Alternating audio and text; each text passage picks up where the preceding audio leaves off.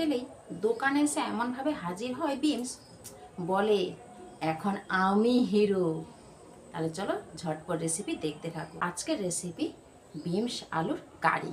তাই চলো ঝটপট রেসিপি দেখতে থাকো।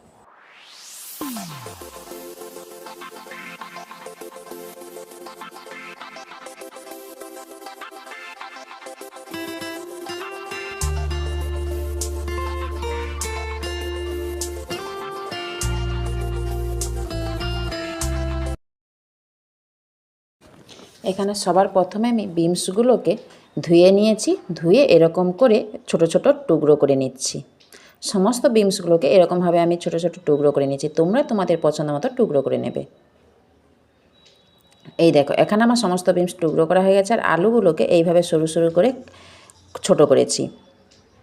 এবার কড়াইয়ের মধ্যে সাদা তেল গরম করে হাই তাপে তারপর বিমস আর আলুগুলোকে একসাথে কিন্তু আমি লাল করে ভেজে নেব।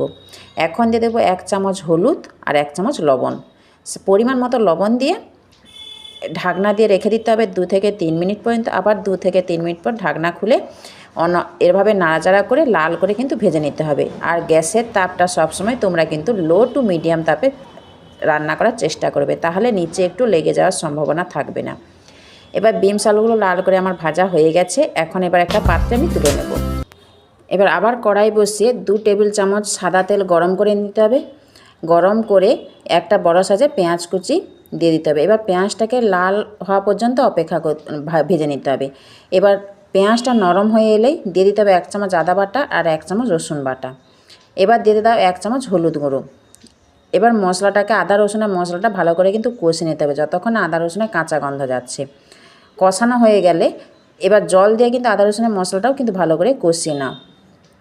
আর সবসময় কিন্তু তাপটা মিডিয়াম তাপে রাখবে, নাহলে নিচে লেগে যাওয়ার সম্ভাবনা থাকবে এবং তখন পোড়া গন্ধ লাগবে। এবার আদা রসুনের কাঁচা গন্ধ চলে গেলে দিয়ে দিতে হবে 1 চামচ কাশ্মীরি রেড চিলি পাউডার, 1 চামচ জিরে গুঁড়ো আর 1 চামচ গরম মশলার গুঁড়ো। এবার মশলাটাকে কিন্তু ভালো করে কিন্তু কষিয়ে নিতে হবে। এবার দিয়ে দিতে হবে একটু জল। এবার যতক্ষণ না নিচ থেকে তেল ছাড়ছে মিডিয়াম টু লো তাপে মশলাটা কষে নেওয়ার চেষ্টা করবে।